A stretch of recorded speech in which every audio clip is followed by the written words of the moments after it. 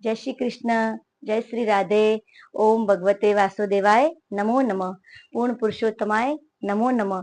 अधिक मास की जय हो। पुरुषोत्तम मास की जय हो। परमा एकादशी की जय हो। अधिक मास के कृष्ण पक्ष में आने वाली एकादशी को परमा एकादशी के रूप में हम मनाते हैं। यह एकादशी अधिक मास के कृष्ण पक्ष में आती है और 3 साल में एक बार आती है। इस एकादशी का अत्यंत महत्व है।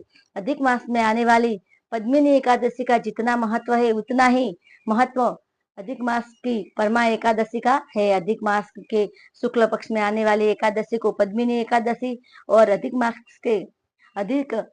के कृष्ण पक्ष में आने वाली एकादशी को परमा एकादशी के नाम से हम जानते हैं। यह एकादशी भगवान विष्णु को अत्यंत प्रिय है, क्योंकि पूर्ण पुरुषोत्तम को जिस प्रकार पुरुषोत्तम मास प्रिय है, उसी प्रकार पुरुषोत्तम में मास में आने वाली दोनों एकादशियां अत्यंत प्रिय है।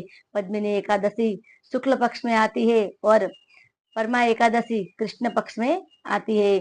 जिस प्रकार हम विधि विधान से पद्मिनी एकादशी का व्रत करते हैं, उसी प्रकार हमें परमा एकादशी का व्रत भी उसी विधि विधान और श्रद्धा पूर्वक करना है। भगवान विष्णु की कृपा प्राप्त करनी है। जो मनुष्य निष्ठा भक्ति से परमा एकादशी का व्रत करता है, वो जीवन में अत्यंत सुखों की प्राप्ति करता है। उसे धन संपदा की प्राप्ति होती है, उसका दुख दारिद्र्य नाश होता है। परमा एकादशी का अर्थ है परम देने वाला, परम आनंद देने वाला, धन की प्राप्ति कराने वाला। जो मनुष्य दुख दारिद्र्य भोग रहा हो, जो मनुष्य के पास धन की कमी हो, वो अधिक मास में आने वाली परमा एकादशी का व्रत करता है, तो भगवान की कृपा से उसके घर पर धन्य दान की कभी कमी रहती है नहीं। भगवान विष्णु की कृपा से कहीं न कहीं से उसे सभी प्रकार से सुखों की प्राप्ति होती है।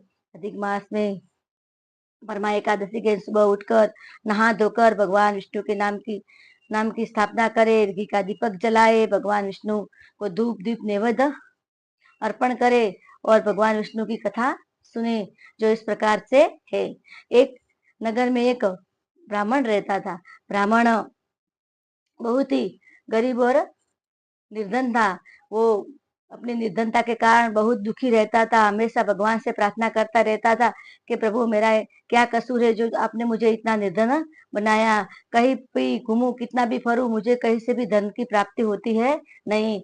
उस गरीबी के कारण उसकी पत्नी भी दुखी थी। हमेशा उससे कहती थी कि आप कहीं परदेश जाओ, कुछ कमा के लाओ। तब ब्राह्मण कहता, अगर मेरे नसीब में यहीं पर कुछ नहीं लिखा तो बाहर जाकर भी मुझे क्या मिल जाएगा।